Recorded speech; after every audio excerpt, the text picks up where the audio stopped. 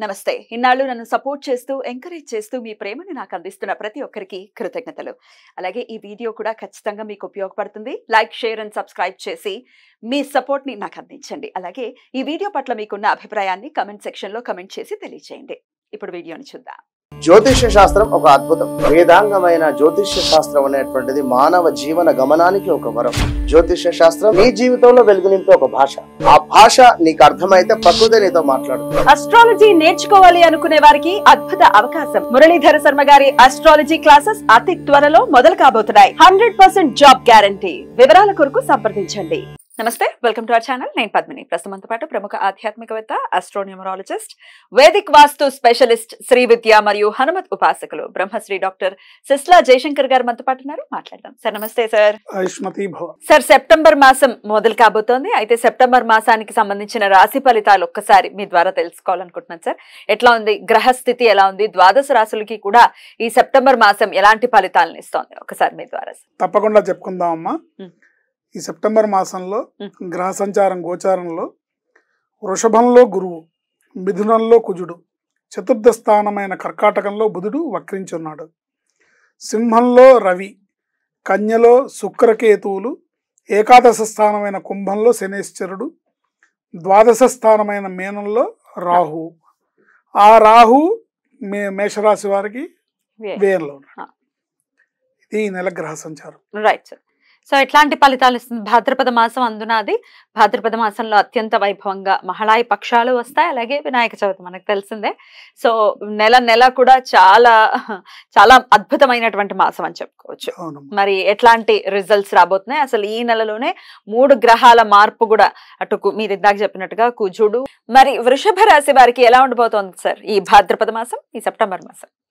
వృషభ రాశి అంటే కృత్తికా నక్షత్రం 2, 3, 4 పాదాలు, రోహిణి 1, 2, 3, 4 పాదాలు, మృగశిర 1, 2 పాదాలు వారు వృషభ రాశి కింద మనం చెప్పుకుంటున్నాం. ఇది అందరికీ విదితమే అయినప్పటికీ మళ్ళీ ఒకసారి ఎవరికన్నా తెలియని వాళ్ళు ఉంటే తెలుస్తుంది అని మనం చెప్పుకుంటున్నాం. ఈ వృషభ రాశి స్త్రీ పురుషులకు ఈ నెల అన్ని రంగాల వారికి, స్త్రీలు పురుషులు ప్లస్ అన్ని రంగాల వారికి యోగప్రదంగా ఉంటుంది. బాగుంటుంది. నూతన వస్త్ర ప్రాప్తి కలదు. విలువైన వస్తువులను, ఆభరణాలను కొనుగోలు చేస్తారు. వీళ్ళకి సంతానం ద్వారా సౌఖ్యము, భార్యాభర్తల మధ్యలో అవగాహన బాగుంటుంది. సుఖమయమైన జీవితాన్ని పొందుతారు. చాలా హుషారుగా, ఆనందంగా ఉంటారు. విందు వినోదాల్లో అధికంగా పాల్గొంటారు.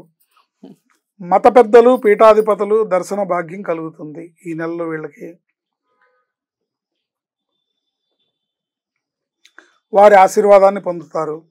రాస్యాధిపతి అయిన శుక్రుడు మాస ప్రథమార్థంలో పంచమంలోను, సెప్టెంబర్ 18వ తేదీ నుండి షష్టమంలోను ఉన్న కారణంగా వృషభ రాశి స్త్రీ పురుషులకు మాస ప్రథమార్థంలో మిత్రుల వలన లాభము, శత్రుక్షయము, మిత్రుల వలన ఆదరణ, సహాయ సహకారాలు అనేవి పరిపూర్ణంగా మీకు లభించును. పెద్దలపై అధిక గౌరవం కలిగి ఉంటారు. మానసిక సంతృప్తి లభిస్తుంది. 18వ తేదీ నుండి శుక్ర సంచారం షష్టంలోకి మారడం వలన అనవసరమైన ఖర్చులు అధికమై రుణాలు చేయుదురు, అప్పులు తీసుకుంటారు. చేపట్టిన పన్నుల్లో చిక్కులు, అవరోధాలు ఏర్పడును. ఇతరులతో అనవసర తగాదాల వలన అవమానకర సంఘటనలు ఎదురవుతాయి. కొంతమందిలో అనవసరమైన ఆతురత, అపాయము పొంచి ఉంటుంది. ముఖ్యంగా పరాయి స్త్రీలతో జాగ్రత్తగా వ్యవహరించాలి. స్త్రీలైనా పురుషులైనా ఇద్దరు. పురుషులు పరాయి స్త్రీలతో జాగ్రత్త వహించాలి. పురుషులు వృషభ రాశిలో స్త్రీలు ఉంటే స్త్రీలు పురుషులతో జాగ్రత్తగా ఉండాలి. ఎందుకంటే తద్వారా ఇబ్బంది, పరాయి వాళ్ళతో ఇబ్బంది వచ్చే అవకాశం ఉంటుంది. ద్వితీయంలో కుజగ్రహ సంచారం వలన ఉద్యోగస్తులకు, పై అధికారుల వలన అసంతృప్తి ఉంటుంది.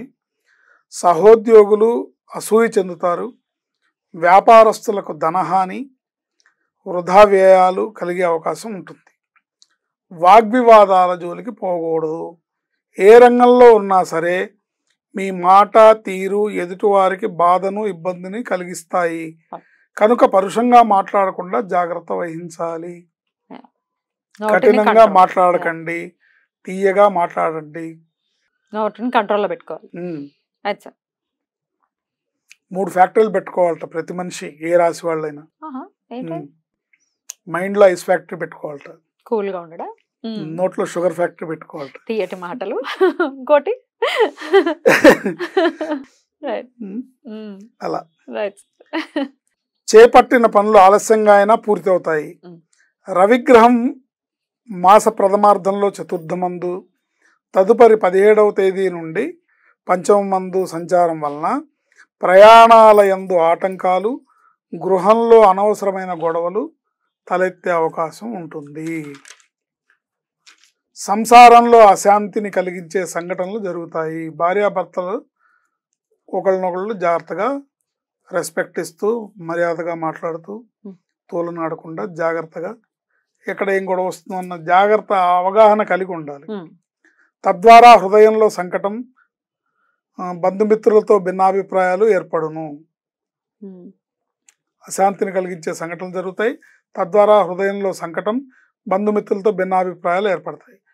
కొంతమందికి బంధు వియోగం కూడా జరుగుతుంది. అంటే ఇంక జీవితంలో నేను నీ మొహం చూడను అనే పరిస్థితి అక్కడ దాకా వెళ్తుంది అనమాట. అశాంతి దుఃఖము కలిగించును. బంధు వియోగం అశాంతి దుఃఖం కలిగించును. సంతాన అనారోగ్యం కలుగును. శత్రువుల వలన టెన్షన్ ఏర్పడును. బుధుడు 4వ తేదీ నుండి చతుర్థమందు తదుపరి సెప్టెంబర్ 23వ తేదీ నుండి 5వ మందు సంచారం వలన ధనాదాయం, గౌరవం అధికంగా ఉంటుంది. బుధ సంచారం వలన ధనాదాయం బాగుంటుంది, గౌరవం అధికంగా ఉంటుంది. కుటుంబంతో ఆనందంగా గడుపుతారు. విద్యార్థులు విద్యలో రాణిస్తారు. నూతన కోర్సులలో ప్రతిభ కనబరుస్తారు. మిత్రుల వలన లాభం, పేరు ప్రతిష్టలు, సుఖము, ఆకస్మిక ధనలాభం సూచితం. దైవ చింతన పెరుగుతుంది. పుణ్య కార్యక్రమాల్లో పాల్గొంటారు. 23వ తేదీ నుండి బుధుడు పంచమంలోకి రావటం వలన కళత్ర వియోగం, అంటే భార్యాభర్తల మధ్యలో వియోగం, అంటే మాట ఏర్పడి గ్యాప్, అంటే ఓసారి గొడవైంది అనుకోండి సర్దుకోవడానికి వారం పడుతుంది కదా. వారు 1 సైడ్ అయింది అనుకోండి పర్వాలేదు, కానీ 2 సైడ్ వారు ఉంటే సర్దుకోవడానికి సమయం పడుతుంది, టైం పడుతుంది. చూడ ఎప్పుడు వస్తాడో చూద్దాం అని ఆవిడ మాట్లాడపోతే ఈయన ఏంటి. సో కళత్ర వియోగం, వృధాశ్రమ అధికమవుతుంది. స్థితి నష్టము, అపకీర్తికి అవకాశం ఉంది. ప్రయాణాల్లో జాగ్రత్త వహించాలి. ఉద్యోగస్తులు జాగ్రత్తగా వ్యవహరించాలి. ఖర్చులను అదుపులో ఉంచుకోవాలి. మాటామంతి బాగుండాలి. పరస్త్రీలతో జాగ్రత్తగా మెలగాలి. ఇది ఈ నెలలో వృషభ రాశి వారికి చేయకూడని పనులు కూడా ఆల్రెడీ చెప్పారు కాబట్టి దేవతారాధన విషయం కూడా ఒకసారి చెప్పండి సార్. ఎందుకంటే కొంత నెగటివిటీ ఉంది, పాజిటివ్ కూడా ఉంది. మంచి పేరు వస్తుంది అని చెప్తున్నారు, ఆదాయం పెరిగేటటువంటి పరిస్థితి ఉంది, మిశ్రమంగా ఉంటుంది. బట్ దైవతారాధన ఖచ్చితంగా చేసుకోవాలి. మరి ఏ ఆరాధన విశేషంగా వీళ్ళు చేసుకోవాల్సి? వీళ్ళు విశేషంగా అమ్మవారిని ఆరాధించాలి ఈ నెలలో. లక్ష్మీదేవి గాని, లలిత అమ్మవారు గాని, కనకదుర్గ అమ్మవారు, మాతృస్వరూపం అమ్మవారిని బాగా ఆరాధించాలి. ప్రతి శుక్రవారం అమ్మవారికి అభిషేకం, పూజ, అమ్మవారికి చేసే అర్చన చాలా విశేషమైన ఫలితం ఇస్తుంది. ప్రతిరోజు కూడా మీరు మీకు తోచిన మంత్రం, మీకు ఏదన్నా అమ్మవారి మంత్రం మీకు అలవాటు ఉంటే చేసుకోవచ్చు, లేదా కనీసం శ్రీమాత్రే నమః అనుకున్నా కూడా ఆ అనుగ్రహం లభిస్తుంది, అమ్మవారి అనుగ్రహం లభిస్తుంది. ఈ పూజలు, అభిషేకాలు, అమ్మవారిని ధ్యానించడం, జపించడం ఒక ఎత్తు. ఒకవేళ మాకు అది కుదరదండి, మేము అట్లా చేయలేనండి అంటే మూగజీవులకు ఆహారాన్ని, నీళ్ళని అందించండి, లేదా వీలైనంత అన్నదానం చేయండి, శుభం కలుగుతుంది. అద్భుతంగా వివరించారు సార్, కృతజ్ఞతలు. నెక్స్ట్ ఎపిసోడ్ లో మిథున రాశి గురించి తెలుసుకుందాం. నమస్కారం అండి. ఆయుష్మతి భవ.